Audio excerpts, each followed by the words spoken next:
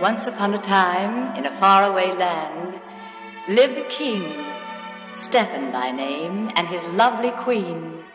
Many years had they longed for a child, and finally their wish was granted. A daughter was born, and they called her Aurora. Yes, they named her after the dawn, for she filled their lives with sunshine.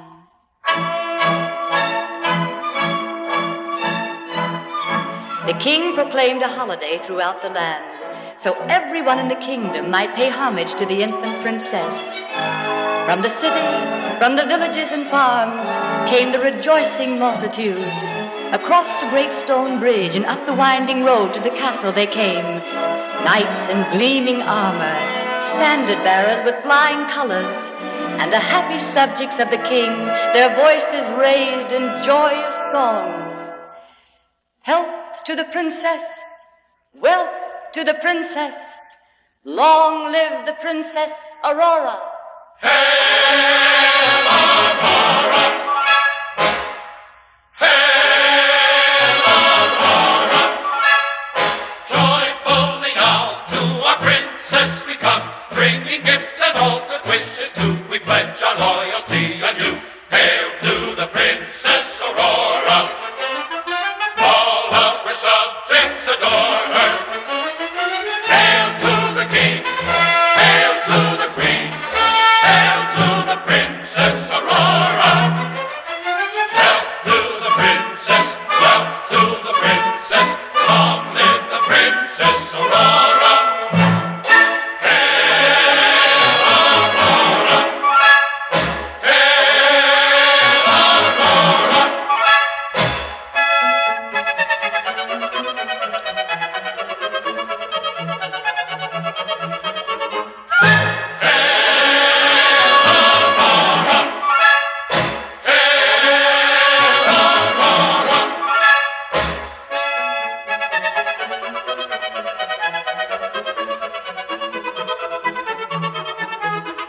Health to the princess, wealth to the princess, long live the Princess Aurora. Hail to the king, hail to the queen, hail to the Princess Aurora. Hail to the princess, hail to the princess, long live the Princess Aurora.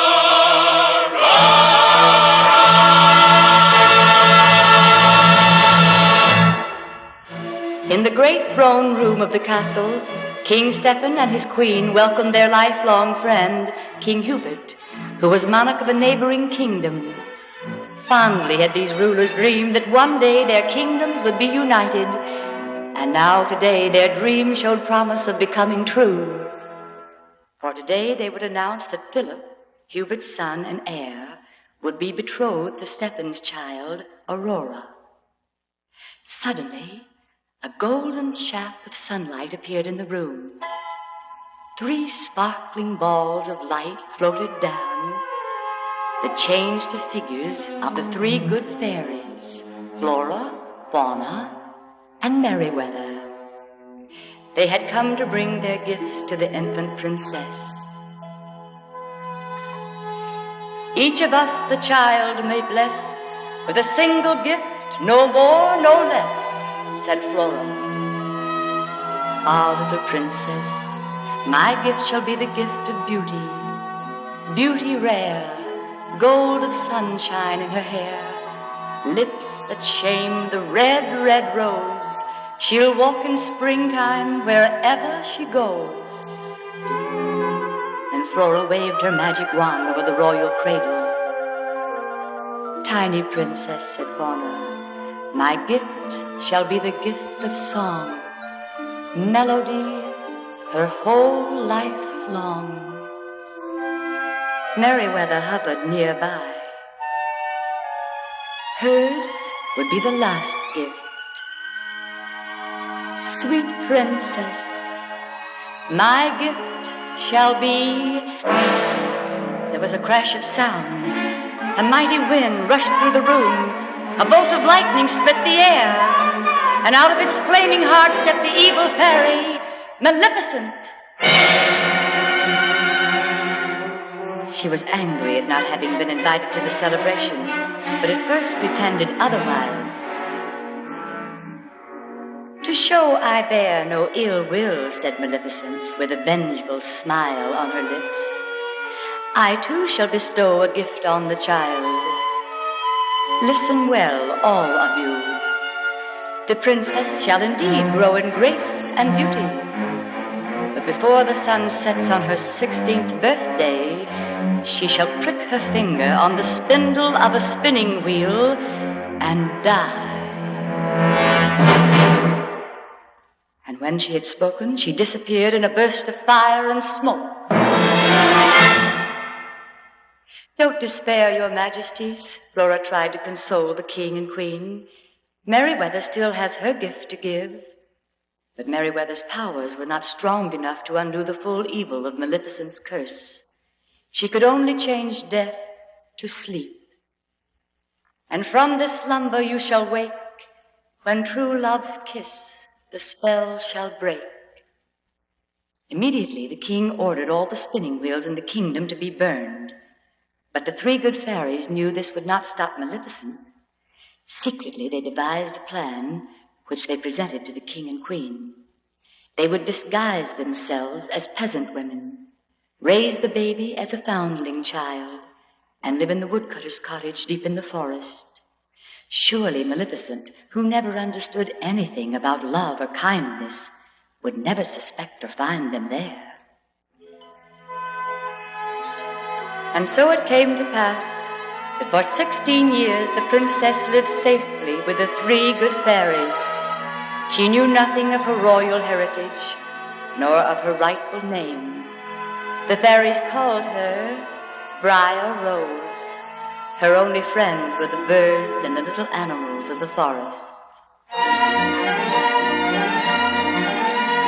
On the bright morning of Briar Rose's 16th birthday, Flora, Fauna, and Merryweather set her out to gather berries.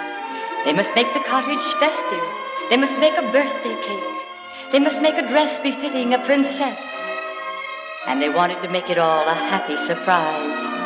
Then, when the sun was nearly down, they would go to the castle, and Briar Rose would assume her rightful place as Princess Aurora, daughter of the king and queen. Fauna started to make the birthday cake. Flora started to make the dress. Merryweather stood helplessly by as the dress model, while the other two fairies, who had neither cooked nor sewed, did everything completely wrong. Briar Rose had always been a happy child, but lately she was lonely. As she walked along, she called to her forest friends. The birds, the rabbits, the squirrel, and the owl joined her. When they came to a good resting place, Briar Rose paused and sang a plaintive song.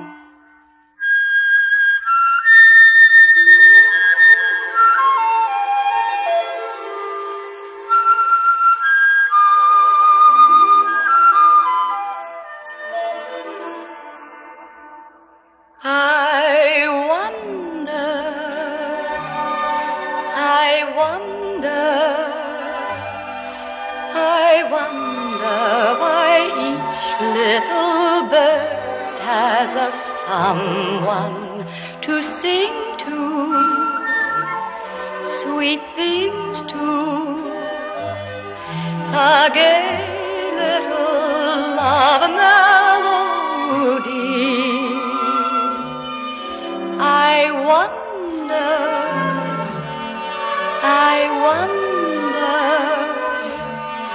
if my heart keeps singing, will my song go winging to someone who'll find me and bring back a love song to me?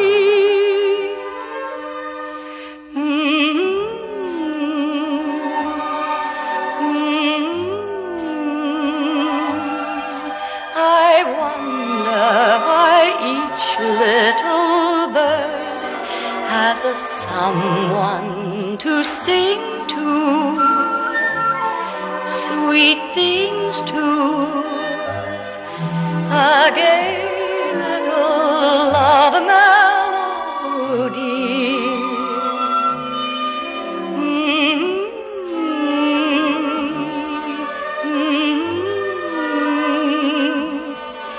If my heart keeps singing, will my song go winging to someone who'll find me and bring back a love song to me? I wonder if my heart keeps singing, will my song go winging to someone who'll find me and bring back a love song to me.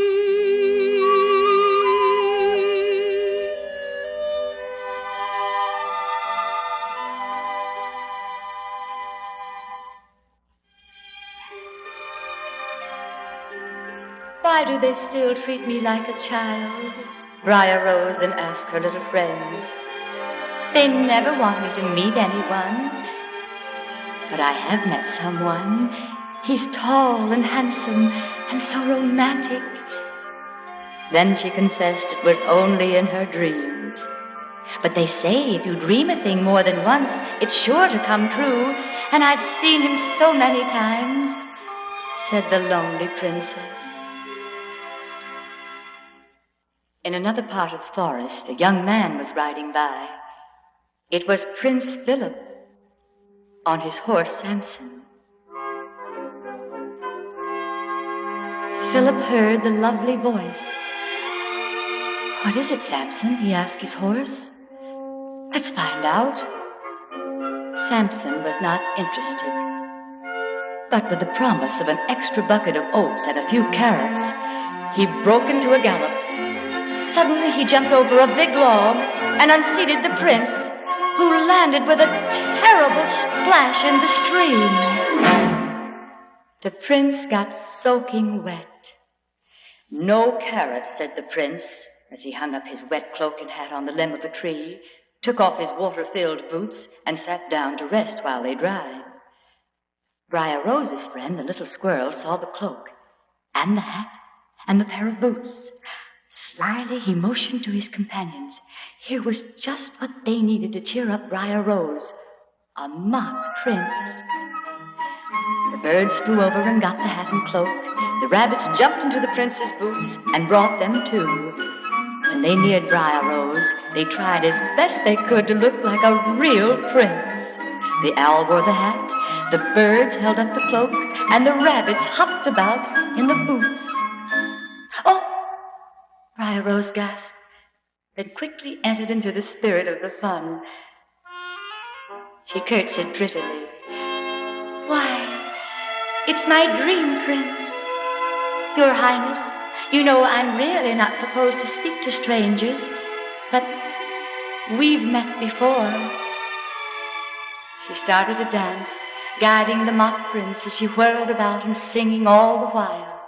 I know you, I walked with you once upon a dream. I know you, the gleam in your eye is so familiar a gleam, yet I know it's true that visions are seldom all they seem. But if I know you, I know what you'll do. You'll love me at once, the way you did once upon a dream. La la la la la la la la la la la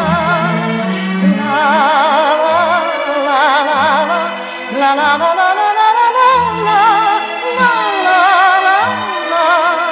La la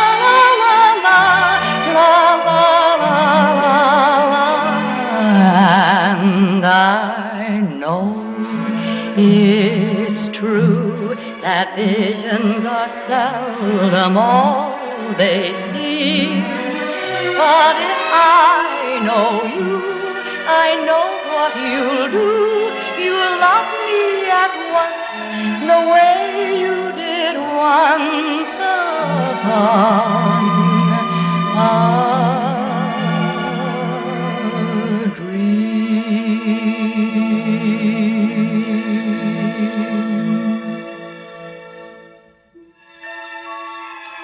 Prince Philip, in search of his lost hat and coat and boots, came upon the sight of the lovely girl dancing. He was amazed at her beauty. At the first opportune moment, he took the place of the mock prince in the dance. At first, she did not notice the substitution, and then, "Oh," said Briar Rose, quite startled. "I'm awfully sorry," said the prince. "I didn't mean to frighten you." "Oh, it isn't that," said Briar Rose. "It's just that you're a stranger," smiled the prince. "But don't you remember? We've met before. You said so yourself, once upon a dream."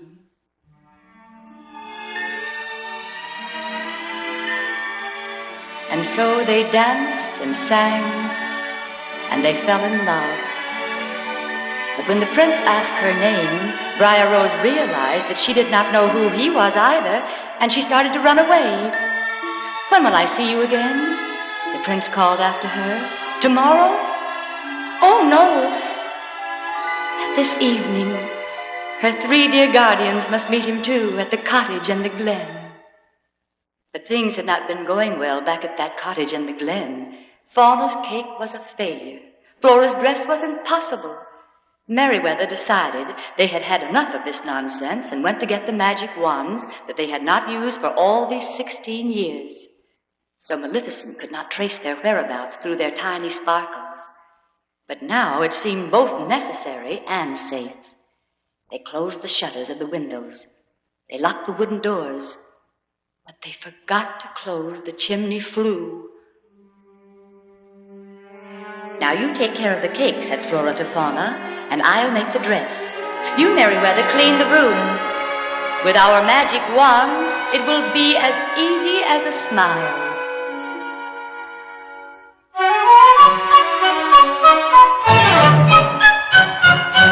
When you have a busy, busy day, here is how to turn your work to play. Here's a little recipe that can't go wrong. Just sing a smiling song. When you have a mile of floors to sweep and a pile of ironing 10 feet deep, here's a way to make the hours seem half as long. Just sing a smiling song. Turn the corners of your mouth up instead of down. Come on, friend, and just pretend, play that you're a clown. When you have a million jobs to do and you think you never will get through, pick a happy melody and hum along and sing a smiling song.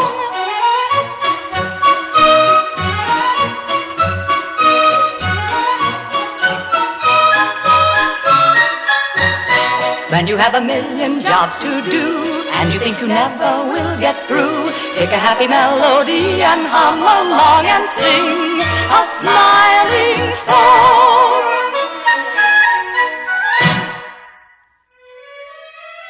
Each of the 3 good fairies waved her wand. The room was clean, the cake was made, and in a trice a beautiful dress was finished. "Oh, no, not pink," said Merryweather. "Make it blue." She shot a stream of magic blue sparkles at the dress. Flora liked pink and changed it back again. First it was pink, and then it was blue. Back and forth the colored sparks shot from their wands and drifted up the chimney. Another scene was taking place in another castle on this 16th birthday of the princess. Maleficent angrily demanded of her goons why they had not located the princess, and found that for all the 16 years they had been searching for a baby, not considering that the child would be growing up. In cold fury, she sent her pet raven out to see if he could locate the girl before the sun would set. and the raven, flying over the forest, saw the magic sparks that floated up from the chimney below. He dropped down to investigate. In the meantime, Briar Rose hurried home to tell of the young man she had met. "This is the happiest day of my life. Everything is so wonderful. Just wait till you meet him." She did not notice the dress, or the cake, or the festive cottage. The fairies were deeply concerned. "She's in love," exclaimed Fauna. "This is terrible." "Why?" asked Briar Rose wonderingly. "After all, I'm 16. "It isn't that, dear," said Flora gently. "You're already betrothed to Prince Philip since the day you were born." And so they made it known to Briar Rose that her name was really Aurora, and she was the daughter of a king, and her royal duty must be put ahead of love. The raven, hearing this through the window, knew that at long last the Princess Aurora had been found. He flew back to tell Maleficent.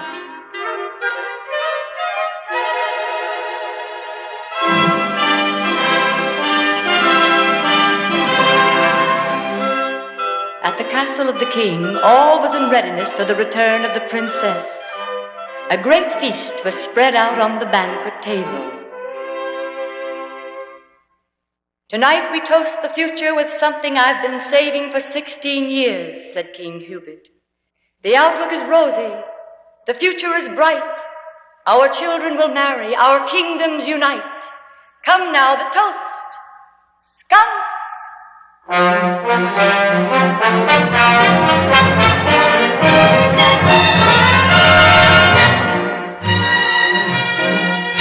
Scumps, scumps, a toast to this night. The outlook is rosy, the future is bright. Our children will marry and kingdoms unite. Scumps, scumps, scumps, scumps, scumps, a toast to the home. One grander by far than a palace in Rome. Let me fill up your glass, that last was all foam. Scumps, scumps, scumps, scumps, scumps to a woodcarver's guild. I'll spare no expense, on the cradle we'll build, and trust to the children to keep it well filled. Scumps, scumps, scumps, scumps, scumps, a toast to the night. The outlook is rosy, the future is bright. Our children will marry and kingdoms unite. Scumps, scumps, scumps, scumps, scumps, a toast to the home. One grander by far than a palace in Rome. Let me fill up your glass, that last was all foam. Scumps, scumps, scumps, scumps, scumps, to a woodcarver's guild. I'll spare no expense, on the cradle we'll build, and trust to the children to keep it well built. Scumps, scumps, scumps, scumps, scumps, scumps, scumps, scumps, scumps.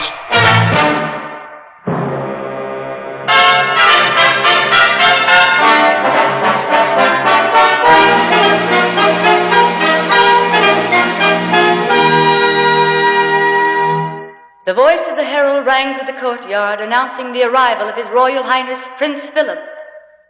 King Hubert hurried to meet his son, and was shocked when Philip said he had fallen in love with a peasant girl, and she was the one he would marry, not Aurora the princess.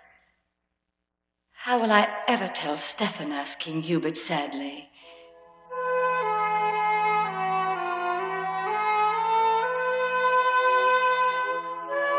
The sun was almost ready to set when the three fairies and Aurora slipped in a back door of the castle. They went up a circular stairway to a room where they would await the end of the day. There, they gave Aurora their last gift, a crown, the symbol of her royalty. The princess looked at herself in the mirror and began to sob for her lost love. "Let her have a few moments alone," said Flora, and the three fairies stepped out into the hall. But the minute they left, the flames in the fireplace flared high. Out of them came a glowing, hypnotic ball of light. In a trance, Aurora followed the light as it floated up a magic staircase, up to a tower room where Maleficent's magic spinning wheel gleamed in the sunset glow. "Touch the spindle. Touch it, I say," ordered Maleficent from the shadows. Aurora obeyed and fell like dead to the floor.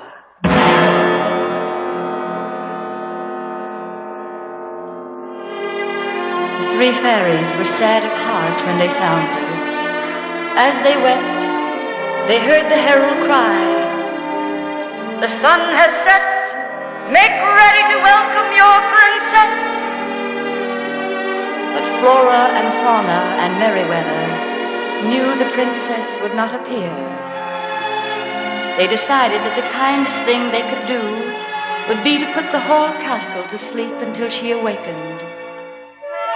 They waved their magic wands, sprinkling sleep dust in the air, and one by one, the king, the queen, and all their subjects fell into a deep sleep. Flora overheard King Hubert drowsily try to tell Stephen about his son, and realized that it was Prince Philip who had fallen in love with Briar Rose, and he would be at the cottage that very night. Here was the true love that could awaken the sleeping princess.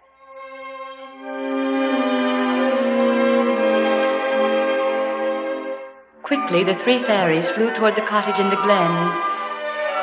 But they were too late. Maleficent and her slaves had reached there first. Already Prince Philip had been taken to the dungeon in Maleficent's castle, high on Forbidden Mountain. "We can't go there, but we must," said the three fairies bravely.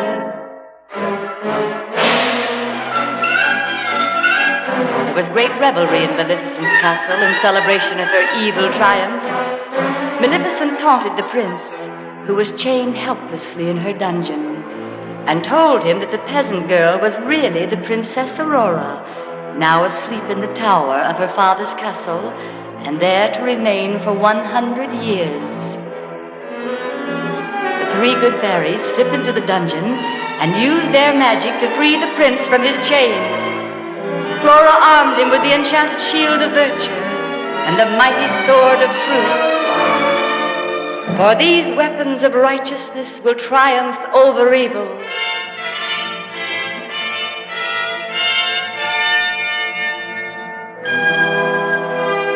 The ravens spread the alarm that the prince was escaping, and all evil was loosed upon him.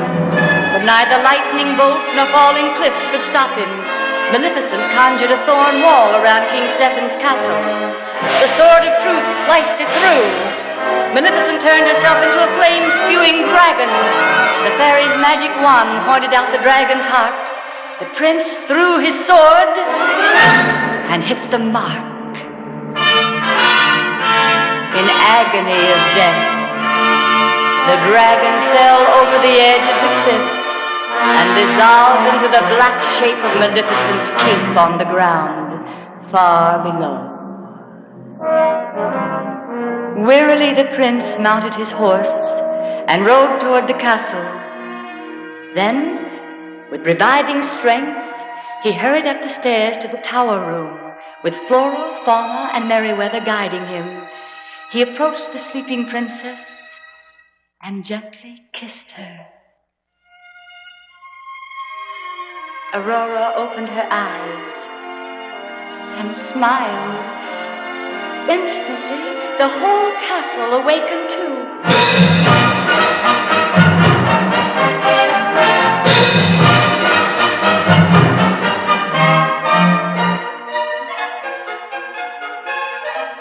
King Hubert tried again to tell King Stephen that his son Philip was going to marry a... But at that moment, the trumpets blared. All eyes turned toward the grand stairway, where the prince and Princess, hand in hand, were descending smilingly. The three fairies watched the tender reunion of Aurora, King Stephen, and the Queen. King Hubert was delighted with this joyful turn of events, too. Oh, we just love happy endings, sighed Fauna and Flora and Merryweather. Don't you?